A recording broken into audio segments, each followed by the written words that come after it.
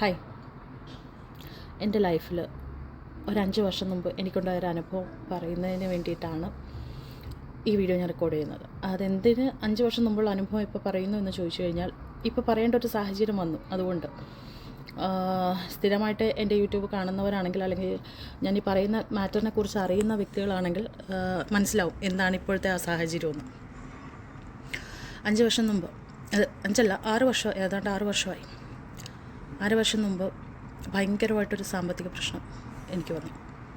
സാമ്പത്തിക പ്രശ്നം എന്ന് പറയുമ്പോൾ അതെങ്ങനെ അവരവരുടെ പ്രശ്നങ്ങൾ അവരവർക്ക് വലുതാണല്ലോ. അതുപോലെ എൻ്റെ ലൈഫിൽ എനിക്ക് ഏറ്റവും വലിയൊരു പ്രശ്നമായിരുന്നു ഹസ്ബൻഡിന് ജോലി ഉണ്ടെങ്കിൽ പോലും ആ ജോലിയിലെ ചില ബുദ്ധിമുട്ടുകൾ കാരണം സാലറി 2-3 മാസത്തോളം അക്കൗണ്ടിൽ വന്നില്ല. അത്യാവശ്യം നല്ല സാലറി ഉണ്ടെങ്കിൽ പോലും. അപ്പോൾ ഈ ഒരു 3 മാസത്തിൻ്റെ നമ്മൾ റോള് ചെയ്ത് നിന്നതിനെ സംബന്ധിച്ച് പിന്നെ അങ്ങോട്ട് സാലറി കിട്ടിയിട്ടും നമുക്ക് ഹാൻഡിൽ ചെയ്യാൻ പറ്റാത്ത രീതിക്ക് ബുദ്ധിമുട്ടുകൾ വന്നു. 2 മാസം ഇവിടെ നമ്മൾ നാട്ടിലെ പോലെയല്ല, നാട്ടിലുമൊക്കെ റെൻറ്റിനാണ്, അങ്ങനെയാണ്. ഇവിടെ എന്ന് പറയുമ്പോൾ നമുക്ക് 1-2 മാസം നെക്സ്റ്റ് മന്ത് തരാം, അങ്ങനെയൊന്നും ആരോടും പറഞ്ഞു നിൽക്കാൻ പറ്റില്ല. നമ്മൾ മാസം എൻഡിലും അല്ല, മാസം ഫസ്റ്റ് നമ്മളിവിടെ റെൻറ്റ് പേ ചെയ്തിരിക്കണം. 2 മാസത്തോളം റെൻറ്റ് കൊടുത്തു. 3-ാമത്തെ മാസം റെൻറ്റ് കൊടുക്കാൻ ബുദ്ധിമുട്ടില്ലാതെ അവരോട് എക്സ്ക്യൂസ് പറഞ്ഞ് മടുത്തു. ആകെ ചുറ്റും കൊണ്ട്. അപ്പോൾ ഞാൻ എൻ്റെ മോളെ, എനിക്ക് തോന്നുന്നു 6 മാസം പ്രഗ്നൻ്റാണ്. ആ ഒരു സമയത്ത് ഞാൻ സ്ട്രെസ്സ് എന്ന് പറഞ്ഞാൽ ആ റെൻറ്റിൻ്റെ മാത്രമല്ല, മൊത്തത്തിൽ ചുറ്റുന്നും കടം കൊണ്ട് ആരോടും എക്സ്ക്യൂസ് പറഞ്ഞ് മടുത്തു. പിടിച്ചു നിൽക്കാൻ പറ്റാത്ത ഒരു സാഹചര്യത്തിൽ പ്രശ്നം വന്നു. പക്ഷേ എന്നാലും ആഹാരത്തിന് മുട്ടില്ലായിരുന്നു. അൽഹംദുലില്ലാ, ആഹാരത്തിന് മുട്ടില്ലാതെ പോകുന്നുണ്ടായിരുന്നു. അത് പല വഴിക്ക് കിട്ടുന്നുണ്ട്.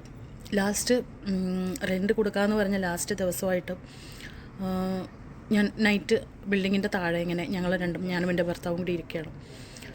എന്നിട്ട് അതിനെ സംബന്ധിച്ച് ഞാൻ ചില കാര്യങ്ങൾ, ഓക്കെ, നമ്മൾ പെണ്ണുങ്ങളെ പോലെയല്ല, ആണുങ്ങൾക്ക് ചിലപ്പോൾ അത് നമ്മൾ പറയുന്നത് അവരവരുടെ ഫ്രസ്ട്രേഷൻ കൊണ്ടാവും, അവരുടെ സാഹചര്യം കൊണ്ടായിരിക്കും നെഗറ്റീവായിട്ട് എടുക്കും. അങ്ങനെ ഞങ്ങൾ 1-2 പറഞ്ഞ് വഴക്കായി. എനിക്ക് ദേഷ്യം കാരണം ഞാൻ നടന്നങ്ങ് പോയി മാറി. ഇവിടെ പറഞ്ഞാൽ നമ്മൾ രാത്രി 1-അല്ല 2-അല്ല 3-അല്ല 4 മണിയാണെങ്കിൽ പോലും നമ്മൾ ഒറ്റയ്ക്ക് നടക്കാൻ പേടിക്കേണ്ട കാര്യമില്ല. UAE ആണ്. നടന്നു പോയി. ഞാൻ എൻ്റെ ഫോൺ സ്വിച്ച് ഓഫ് ചെയ്തിട്ട് നടന്ന് മാറിപ്പോയി. എന്നിട്ടൊരു ബീച്ചിൻ്റെ തൊട്ടടുത്ത ബീച്ചുണ്ട്, പാർക്കുണ്ട്. ഒരു ബെഞ്ചിൽ ഞാൻ ഇരുന്നിട്ട് ഞാനിങ്ങനെ മേലോട്ട് നോക്കിയിട്ട് എൻ്റെ അള്ളാടത്ത് ഞാനിങ്ങനെ ചോദിച്ചു, ഞാൻ ഇത്രയ്ക്കും അനുഭവിക്കാൻ വേണ്ടി ഞാൻ എന്തെങ്കിലും തെറ്റ് ചെയ്തു? ഞാൻ ഒരാളെപ്പോലും ഞാൻ ദ്രോഹിച്ചിട്ടില്ല. എന്തിനെന്നെ ഇങ്ങനെ പരീക്ഷിക്കുന്നു? ഇപ്പോൾ ആ ഒരു സമയത്തിൻ്റെ വിഷമം കൊണ്ട് ഞാനിങ്ങനെ ചോദിച്ചു, ഇങ്ങനെ തെറ്റാണ്. ഞാൻ അതിനുശേഷം അപ്പോൾ തന്നെ മാപ്പ് പറഞ്ഞെങ്കിലും ഞാനിങ്ങനെ കരയുന്ന കണ്ടപ്പോൾ നിനക്ക് സമാധാനമായോ എന്ന് ഞാൻ എൻ്റെ പടച്ചവനോട് ചോദിച്ചു. ഒരു മണിക്കൂറായിട്ടുണ്ടാവില്ല, ഒരു 25-30 മിനിറ്റ് ആയിട്ടുണ്ടാവും.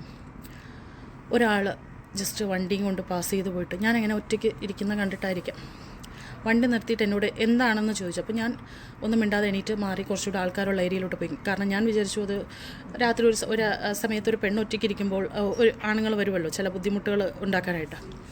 അതുകൊണ്ട് ഞാനത് ഏതാണ് മൈൻഡ് ചെയ്യാതെ ഞാൻ എണീറ്റ് ആളുകളുള്ള സ്ഥലത്തേക്ക് പോയി. അപ്പോൾ ഇയാൾ വണ്ടി എടുത്ത് പോയി കഴിഞ്ഞപ്പോൾ ഞാൻ വീണ്ടും വന്ന് ഒറ്റയ്ക്ക്, എനിക്ക് കുറച്ച് നേരം ഒറ്റയ്ക്ക് ഇരിക്കണമായിരുന്നു എൻ്റെ ആ സാഹചര്യത്തിൽ. ഞാൻ വന്നു വീണ്ടും അതേ സ്ഥലത്ത് ആൾ പോയി എന്ന് ഉറപ്പായപ്പോൾ വന്ന് ഒറ്റയ്ക്ക് ഇങ്ങനെ കുറച്ച് നേരം ഇരിക്കണം. കാരണം അത്രത്തോളം വിഷമവും സങ്കടവും കൊണ്ട് ഞാൻ ആ ഒരു അവസ്ഥയിലായിരുന്നു.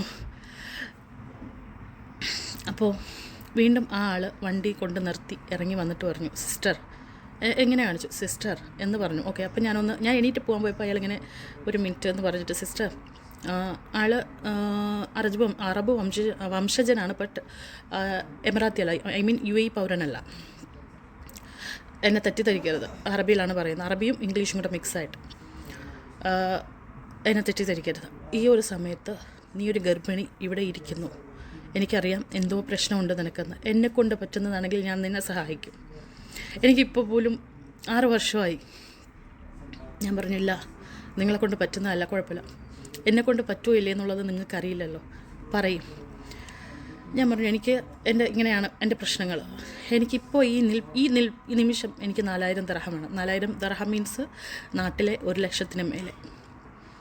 ഓക്കെ, അയാൾ പറഞ്ഞു, ശരി, 4000 ദിർഹം നിനക്കുണ്ടെങ്കിൽ നിൻ്റെ പ്രശ്നങ്ങൾ തീരുമോ? നിൻ്റെ ഈ കണ്ണീരിന് പരിഹാരം കാണുമോ? ഞാൻ പറഞ്ഞു, തീർച്ചയായിട്ടും. അയാൾ എന്നോട് പറഞ്ഞു, എനിക്കൊരു 5 നിമിഷം നീ സാന്ന് പറഞ്ഞു. ഞാൻ പറഞ്ഞു ഓക്കെ ആയിക്കോട്ടെ, കാരണം എനിക്ക് 5 നിമിഷത്തിൽ എണീറ്റ് എവിടെ ഓടിയിട്ട് കാര്യമൊന്നുമില്ല. അയാൾ പോയി. ഞാൻ ഓക്കെ വണ്ടി എടുത്ത് പോയി. ഞാൻ വിചാരിച്ചു ഓക്കെ വെറുതെ വന്ന് കേട്ടു, കാര്യം ഇതാണെന്ന് പറഞ്ഞപ്പോൾ പോയിന്ന്. പക്ഷേ 6-ാമത്തെ മിനിറ്റിൽ 5 മിനിറ്റ് എന്ന് അയാൾ പറഞ്ഞു. സീരിയസ്ലി 6-ാമത്തെ മിനിറ്റ് അയാൾ വന്നു. ഞാൻ സമയം നോക്കിയോന്ന് ചോദിച്ചു കഴിഞ്ഞാൽ ഞാൻ സമയം നോക്കി. അയാൾ തിരിച്ച് വന്നിട്ട് ഞാൻ അന്തം വിട്ട് ഞാൻ സമയം നോക്കി. കയ്യിൽ വാച്ചുണ്ടായിരുന്നു, സമയം നോക്കി. ഒരു ബർഗർ, ഒരു ജ്യൂസ്, 4000 ദിർഹം. എനിക്ക് പെട്ടെന്ന് അയടാന്നായിപ്പോയി. ഞാൻ പറഞ്ഞില്ല എനിക്ക് വേണ്ട, എനിക്കിത് മേടിക്കാൻ പറ്റില്ല എന്ന് പറഞ്ഞപ്പം ഇതെൻ്റെ കയ്യിൽ ഈ നിമിഷം ഇരുന്നത് കൊണ്ട് ഇതിന് വെറും പേപ്പറിൻ്റെ വിലയുള്ളൂ. പക്ഷേ ഇത് നിൻ്റെ കയ്യിലെത്തുമ്പോൾ അത് ക്യാഷിൻ്റെ മൂല്യമുണ്ട്. നീ ഇത് മേടിക്കണം, നിൻ്റെ ഒരു സഹോദരൻ തരുന്നതായിട്ട് കരുതണമെന്ന് പറഞ്ഞു. ഓക്കെ, എൻ്റെ ആവശ്യം എനിക്ക് അത്ര അത്യാവശ്യമാണ്, അതുകൊണ്ട് ഞാൻ കൈ നീട്ടി മേടിച്ചല്ല. പക്ഷേ അയാൾ എൻ്റെ മുമ്പിൽ ഞാൻ നിൻ്റെ ഒരു സഹോദരൻ, എൻ്റെ ഒരു പെങ്ങൾ ഈ ഒരു അവസ്ഥയിൽ ഇങ്ങനെ ദുഃഖിച്ചാൽ ഞാൻ ഒരിക്കലും അതിനനുവദിക്കില്ല. നിൻ്റെ സഹോദരൻ തരുന്നു എന്ന് വാങ്ങി വയ്ക്കുന്നു. ഞാൻ കള്ളമല്ല പറയുന്നത്, വാങ്ങി വയ്ക്കുന്നു. സഹോദരൻ തരുന്നു എന്ന് നീ കരുതി ഇത് മേടിക്കുമെന്ന് പറഞ്ഞു. നിനക്ക് പറ്റുന്ന സമയത്ത് നീ ഇതെനിക്ക് തിരിച്ചു തന്നാൽ മതി. ഞാനത് മേടിച്ചു. അയാൾ അവിടെ എൻ്റെ കൂടെ അടുത്ത് കുറച്ച് ഡിസ്റ്റൻസ് ഇട്ട് ആ ബെഞ്ചിലിരുന്നിട്ട് ഈ ബർഗർ കഴിക്കുമെന്ന് പറഞ്ഞു. ബർഗർ കഴിക്ക്, ജ്യൂസ് കുടിക്കുമെന്ന് പറഞ്ഞു. അപ്പോൾ ഞാൻ നൈറ്റ് ഫുഡ് ദേഷ്യം കൊണ്ട് ഞങ്ങൾ കഴിച്ചിട്ടില്ലായിരുന്നു. ഞാനത് മേടിച്ചു.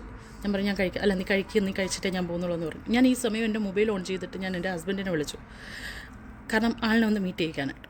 അപ്പോൾ ഞാൻ പോയത് ഒരു ഡയറക്ഷനിലോട്ട്. ഞാൻ ഈ ഗർഭിണിയായിട്ടിരിക്കുന്നു, ഞാൻ ഈ ഒരു ടെൻഷനിൽ ഞാൻ ഇറങ്ങിപ്പോയി എന്തെങ്കിലും ചെയ്ത് കളഞ്ഞാലോ എന്ന് പേടിച്ചിട്ട് ഞാനതൊന്നും ചെയ്യത്തില്ല. അത് വേറെ കാര്യം. ഇനി ആകാശം ഇടിഞ്ഞ് വന്നാലും ഓക്കെ, വിഷമം വരും, സങ്കടം വരും, മനുഷ്യൻ്റെ സാഹചര്യങ്ങളാണ്.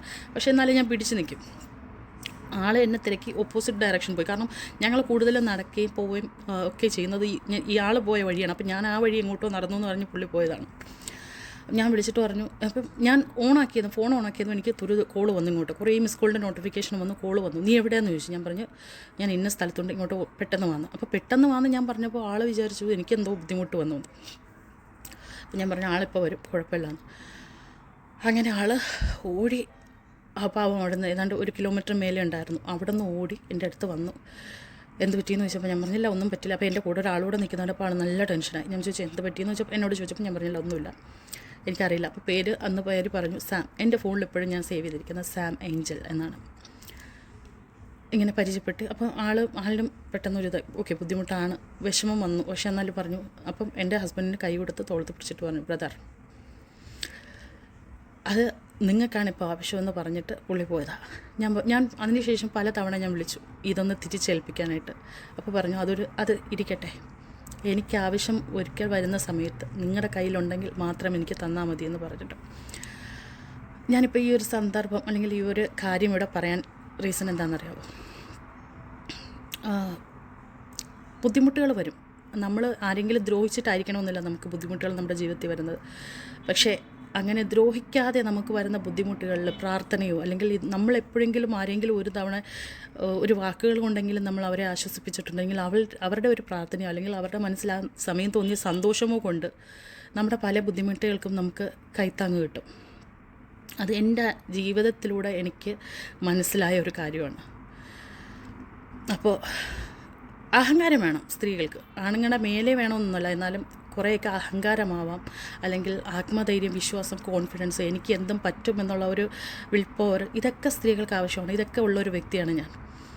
പക്ഷേ എവിടെയൊക്കെ കുറച്ച് കാര്യങ്ങൾ കൂടി നോക്കണ്ട. അപ്പോൾ എല്ലാവരും പെർഫെക്റ്റ് അല്ല, എല്ലാവരെ കൊണ്ടും എല്ലാവരെ പോലെ പെരുമാറുന്ന പോലെ പറ്റില്ല. പക്ഷേ നമ്മൾ മറ്റൊരാൾ പറയുമ്പോൾ എന്തുകൊണ്ട് അവരിങ്ങനെ പറഞ്ഞു എന്ന് നമുക്ക് ഒരു നിമിഷം ചിന്തിച്ചാൽ ചിലപ്പോൾ നമുക്ക് മാറി പ്രവർത്തിക്കാൻ തോന്നും. എൻ്റെ ഉമ്മാക്ക് പോലും അറിയാത്തൊരു കാര്യമാണ് ഞാനിതിപ്പോൾ ഇവിടെ പറയുന്നത്. ഞാൻ ആരെ ഉദ്ദേശിക്കുന്നു അവർ ഈ വീഡിയോ കാണും, ചിലപ്പോൾ കാണില്ലായിരിക്കാം. പക്ഷേ ഈ ഒരു ഭാഗം നിങ്ങളുടെ സപ്പോർട്ടേഴ്സ് നിങ്ങൾക്ക് എത്തിക്കുമെന്ന് എനിക്ക് അറിയാം.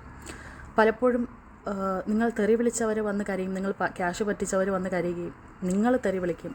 ചില സമയങ്ങളിൽ നിങ്ങളുടെ ബുദ്ധിമുട്ടുകൾ പറഞ്ഞ് നിങ്ങൾ വീഡിയോ പോസ്റ്റ് ചെയ്യുമ്പോൾ ചില സമയത്തെങ്കിലും ഞാൻ കടന്നു വന്ന സാഹചര്യത്തിലൂടെയാണ് നിങ്ങൾ കടന്നു വരുന്നതെങ്കിൽ ചിലപ്പോൾ അതുകൊണ്ടൊക്കെ നിവർത്തികേട് കൊണ്ട് ചെയ്യുന്നതാണെങ്കിലോ എന്ന് തോന്നിപ്പോവും. അതിൻ്റെ ഒരു സഹതാപം തീർച്ചയായിട്ടും എൻ്റെ മനസ്സിലുണ്ടായിരുന്നു. അതുപോലെ നിങ്ങളുടെ ലാസ്റ്റ് CP വായിച്ചപ്പോഴും എനിക്ക് ആ ഒരു സാഹചര്യങ്ങളൊക്കെയാണ് എനിക്ക് ഓർമ്മ വന്നത്. അതുകൊണ്ട് മാത്രമാണ്, നിങ്ങളോടുള്ള അമിത സ്നേഹമോ അമിതമായ താല്പര്യമോ ഒന്നും കൊണ്ടല്ല. നിങ്ങളുടെ ആ ഇരട്ട പെൺകുട്ടികളോട് എനിക്കൊരിഷ്ടമുണ്ട്. അതിന് ആരെന്ത് പറഞ്ഞാലും എനിക്കൊരിഷ്ടമുണ്ട്. ഞാൻ നിങ്ങളിപ്പോൾ ഇന്ന് വീഡിയോ ചെയ്ത ആ വ്യക്തികളുടെ ചാനൽ പോലും ഞാൻ കാണുന്ന ഒഴിവാക്കുന്നത് നിങ്ങളുടെ ആ ഇരട്ട പെൺകുട്ടികളെ ചീത്ത പറഞ്ഞ ആ നിമിഷത്തിലാണ് ഞാൻ അവരുടെ ചാനലിൽ നിന്ന് ഇറങ്ങിപ്പോയത്. ഞാൻ നാല് വീഡിയോ അങ്ങോട്ട് കണ്ടിട്ടുണ്ട്. 5ാമത്തെ വീഡിയോയിലാണെന്ന് തോന്നുന്നു അവരിത് പറയുന്നു, ഞാൻ ഇറങ്ങിപ്പോയി. ഞാൻ പിന്നെ അവരുടെ ചാനലിൽ പോയിട്ടില്ല. വീഡിയോ ലൈവ് കാണാനായിരുന്നാലും വീഡിയോ കാണാനായിരുന്നാലും. അപ്പോൾ പറഞ്ഞു വന്ന പോയിൻ്റ് ഇതാണ്. നമ്മൾ ആരെയും അത്രത്തോളം നമ്മുടെ പാതയിൽ നമ്മൾ കാരണം ഒരാളുടെ കണ്ണീര് വീണിട്ടില്ലെങ്കിൽ, നമ്മൾ മനസ്സൊരുക്കി നമ്മൾ ഒരാളെ പ്രാകുന്നില്ലെന്നുണ്ടെങ്കിൽ, കറുപ്പല്ല വെളുപ്പല്ല ഏത് പുസ്തകവും എടുത്ത് കയ്യിൽ പിടിക്കണമെന്നില്ല. മനസ്സറിഞ്ഞ് ഒന്ന് ദൈവത്തെ വിളിച്ചാൽ മതി. അതെൻ്റെ അല്ലാഹ് ആവാം, നിങ്ങളുടെ കർത്താവാവാം, മറ്റു ചിലരുടെ കൃഷ്ണനോ ശിവനോ എന്തോ ആവാം. നമ്മളെല്ലാം പ്രാർത്ഥിക്കുന്നത് പോസിറ്റീവ് കാര്യങ്ങൾക്ക് വേണ്ടിയിട്ടാണ്. നമ്മുടെ വിഷമങ്ങളിലാണ്, നമ്മുടെ സന്തോഷങ്ങളിൽ നമ്മൾ നന്ദി പറയും, നമ്മുടെ വിഷമങ്ങളിൽ നമ്മൾ പ്രാർത്ഥിക്കും. ഒരാളെയും ഒക്കെ ചിലപ്പോൾ നമുക്ക് പ്രശ്നങ്ങളുണ്ടാവും, കടം മേടിക്കാം, സാമ്പത്തിക ബുദ്ധിമുട്ടുകളുണ്ടാവും. ചിലപ്പോൾ ചിലർ ഒരുപാട് ക്യാഷുള്ളവരാവും, ചിലർ ഒരുപാട് തീരെ സാമ്പത്തികം കുറഞ്ഞവരാവാം. സാമ്പത്തിക പ്രശ്നങ്ങൾ അതിന് ഈ അംബാനിയാണെങ്കിലും വരും. പക്ഷെ അപ്പം നമുക്ക് ആ സമയത്ത് നമ്മളെ സഹായിച്ചവരെ തിരിച്ച് ഞാൻ ഇന്ന് തരാമെന്ന് പറഞ്ഞാൽ എനിക്ക് ഇന്ന് കൊടുക്കാൻ പറ്റിയില്ലെങ്കിൽ അവരോടൊരു വാക്ക്, ചിലപ്പം അവർ ഇങ്ങോട്ട് നമ്മുടെ ആവശ്യ സമയത്ത് സഹായിച്ചവരായതുകൊണ്ട് ചിലപ്പോൾ അവർ ആ സമയത്ത് ദേഷ്യപ്പെട്ട് നിൽക്കും. പക്ഷെ എനിക്ക് തരാൻ പറ്റില്ല, എൻ്റെ സാഹചര്യം ഇതാണ്, എനിക്ക് ഇത്രാം തീയതി തരാൻ പറ്റൂ എന്നൊരു വാക്ക്, അത് മാത്രം മതി. അല്ലാതെ എനിക്ക് തരാൻ സൗകര്യമില്ല, എന്നാൽ പിന്നെ നീ ഒന്ന് മേടിക്ക് എന്ന് പറഞ്ഞ് തിരിച്ച് ധാർഷ്ട്യം കാണിക്കുമ്പോൾ അവർക്ക് അത്, കാരണം അവർ നമ്മുടെ ആവശ്യ സമയത്ത് അവർ ഇങ്ങോട്ട് തന്നതാണ്. അപ്പോൾ അവരുടെ കയ്യിൽ ക്യാഷ് തന്നിട്ട് അവർ അങ്ങനെ കേൾക്കുമ്പോൾ തിരിച്ച് അവരും അതേപോലെ പ്രതികരിച്ചെന്നിരിക്കും. അതിന് പ്രതിവിധി ഇതല്ല ഒരിക്കലും. ഇനി എത്രയൊക്കെ സമ്പാദിച്ചു എന്ന് പറഞ്ഞാലും ഇങ്ങനെയാണോ ലൈഫിൽ മുമ്പോട്ട് പോകുന്നത്? ഉയർച്ചയല്ല, താഴ്ച മാത്രമേ ഉണ്ടാവുള്ളൂ. ഉപദേശമല്ല, എൻ്റെ അനുഭവം പറഞ്ഞതാണ്. അനുഭവമല്ല, ഫൗന്തുമല്ല, അനുഭവം. ഉപദേശമായിട്ട് എടുക്കേ വേണ്ട. തള്ളാം കൊള്ളാം, ഇറ്റ്സ് അപ് ടു യു. ഞാൻ എന്തുകൊണ്ട് ഞാൻ അങ്ങനെ ഒരു CP ഇട്ടു, ചാനൽ റീച്ച് ആവാനെന്ന് ഒരു കാരണവശാൽ വിചാരിക്കരുത്. എങ്കിൽ ഈ പറയുന്നവരെയൊക്കെ കുറിച്ച് എനിക്ക് ഡെയിലി വന്നിരുന്ന് വീഡിയോ ചെയ്താൽ എന്നെ ചീത്ത വിളിക്കാൻ വരുന്നവരായിക്കോട്ടെ, നിങ്ങളെ ചീത്ത വിളിക്കാൻ വരുന്നവരാകട്ടെ, കാണും, എൻ്റെ ചാനൽ റീച്ച് ചെയ്ത് കൊണ്ടുപോകും. എനിക്ക് പറയണമെന്നുള്ള കാര്യങ്ങൾ പറയാൻ വേണ്ടിയിട്ടാണ് ഞാൻ എൻ്റെ ചാനൽ വെച്ചിരിക്കുന്നത്. നിങ്ങൾ ഇപ്പം കുറേ എണ്ണം വരും കമൻറ്റ് ബോക്സിൽ, ചാനൽ റീച്ച് ആവുന്നില്ലല്ലേ, എന്നാൽ ഇവരെ പിടിച്ചാലേ നടക്കുള്ളല്ലേ എന്ന് പറയും. അപ്പോൾ ഈ ഓപ്പോസിറ്റുള്ള നിങ്ങളൊക്കെ പറയുമ്പോഴത്തേക്കും എന്താ ചാനൽ റീച്ചിന് വേണ്ടിയിട്ടാണോ? അപ്പോൾ അവിടെ വന്നിട്ട് കൈയടിക്കും. വേറെ ചിലരൊക്കെ പറയുന്ന കേട്ടു എൻ്റെ എത്ര വിഷം ഈ കൂട്ടത്തിൽ ഇല്ലയെന്ന്. നിങ്ങൾക്കെതിരെ, അതായത് നിങ്ങൾ സപ്പോർട്ട് ചെയ്യുന്ന, അതായത് ഒരു ശ്രീകുട്ടി രാവിലെ പറയുന്ന കേട്ടു വല്ലാത്തൊരു ജന്മമാണെന്ന്. അതെങ്ങനെ അറിയും ശ്രീകുട്ടി എന്നെക്കുറിച്ച്? നിങ്ങൾ സപ്പോർട്ട് ചെയ്യുന്ന ഒരു വ്യക്തിയെ ഞാൻ എതിർത്ത് സംസാരിച്ചു കഴിഞ്ഞാൽ ഞാൻ വിഷമാവും. എൻ്റെ പിന്നെ വേറൊരെണ്ണം വരുന്നുണ്ടായിരുന്നു, എൻ്റെ ചോര കുടിച്ചാൽ കൊതുക് പോലും ചത്തുവും, അത്ര വിഷമാണെന്ന്. Is it? ആണോ? പിന്നെ കുറച്ച് പേര് പറയുന്നുണ്ട് അസൂയ. എനിക്ക് അസൂയപ്പെടാനും വേണ്ടിയിട്ടുള്ള ഒന്നും, അത് അഹങ്കാരം പറയുന്നല്ല കേട്ടോ, ഞാൻ ദൈവത്തിന് നന്ദി പറഞ്ഞുകൊണ്ട് പറയണം. എനിക്ക് അസൂയപ്പെടാനും വേണ്ടിയിട്ടുള്ള ഒന്നും നിങ്ങളിൽ ആരിലും ഇല്ല. എൻ്റെ ലൈഫ് ഇപ്പം നിങ്ങളിലുള്ള ഒരുപാട് കാശ് കണ്ടിട്ടാണോ? ഞാൻ നോക്കുന്നത് എന്നെക്കാൾ മുകളിലുള്ളവരല്ല, എന്നെക്കാൾ താഴെയുള്ളവരെ, അവരെയാണ് ഞാൻ നോക്കുന്നത്. അത് അവരെ പുച്ഛിക്കാനല്ല. അപ്പോഴാണ് ഞാൻ തിരിച്ചറിയുന്നത് എന്തൊക്കെ ഭാഗ്യങ്ങളാണ് എനിക്കുള്ളതെന്ന്. അപ്പോൾ ഞാൻ ദൈവത്തിന് നന്ദി പറയും. ഞാൻ അങ്ങനെയാണ് മുമ്പോട്ട് പോകുന്നത്. എനിക്ക് നല്ലൊരു വണ്ടി ഇല്ലയെന്ന് കരുതിയിട്ട് അയ്യോ നോക്കി അവരെ കയ്യിൽ നല്ല വലിയ വണ്ടി ഇരിക്കുന്നു എന്നല്ല ഞാൻ നോക്കുന്നത്. അപ്പോൾ ഞാൻ നോക്കുന്നത്, എനിക്ക് ടാക്സി വിളിച്ച് പോകാൻ, സ്വന്തമായിട്ട് വണ്ടിയില്ലെങ്കിൽ എനിക്ക് ടാക്സി വിളിച്ച് പോകാൻ കഴിവുണ്ട്. അപ്പോൾ ഞാൻ നോക്കുന്നത് ബസ്സിൽ പോകുന്നവരെ അല്ലെങ്കിൽ നടന്ന് പോകുന്നവരെയാണ്. അയ്യോ കഷ്ടം, അവർ ഇങ്ങനെ കഷ്ടപ്പെടുന്നുണ്ടല്ലോ എന്നൊരു നിമിഷം ഞാൻ മനസ്സിൽ ചിന്തിക്കും. ഞാൻ ഭയങ്കര എന്തോ നല്ലത്, ദൈവത്തിൻ്റെ തൊട്ടടുത്ത് കസേരയിട്ടിരിക്കുന്ന ദൈവത്തിൻ്റെ കണ്ണിലെ ഉണ്ണി, ഇതൊന്നുമല്ല ഞാൻ പറയുന്നത്. അങ്ങനെ ഞാൻ ചിന്തിക്കുന്നത് കൊണ്ടാകാം എനിക്ക് നിങ്ങളെ ആരെയും കണ്ട് അസൂയപ്പെട്ട് മുമ്പോട്ട് പോവേണ്ട ഒരു രീതിക്ക് ഇതുവരെ വന്നിട്ടില്ല. ദൈവത്തിൻ്റെ കൃപ കൊണ്ട് അൽഹംദുലില്ലാഹ്. നാളെ സമയത്ത് വരുമില്ലെന്നൊന്നും പറയാൻ പറ്റില്ല, മനുഷ്യരുടെ ലൈഫാണ്, ഇല്ലെന്ന് പറയാൻ പറ്റില്ല.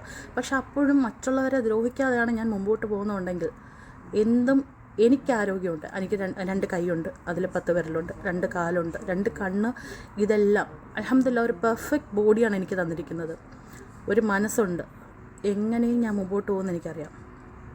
അപ്പോൾ ഉപദേശമായിട്ട് ഒരിക്കലും എടുക്കണ്ട. ഞാൻ എന്തുകൊണ്ട് അങ്ങനെ ഒരു CP ഇട്ടു എന്നുള്ളത് മാത്രമാണ് പറഞ്ഞത്. Okay, thank U. തള്ളാം കൊള്ളാം, രാവിലെ പ്രാവിയതുപോലെ പ്രാവാം. It's up to you. ഞാൻ പറഞ്ഞില്ല, ഇറ്റ്സ് അപ് ടു യു. നിങ്ങളുടെ ഓക്കെ. Thank U.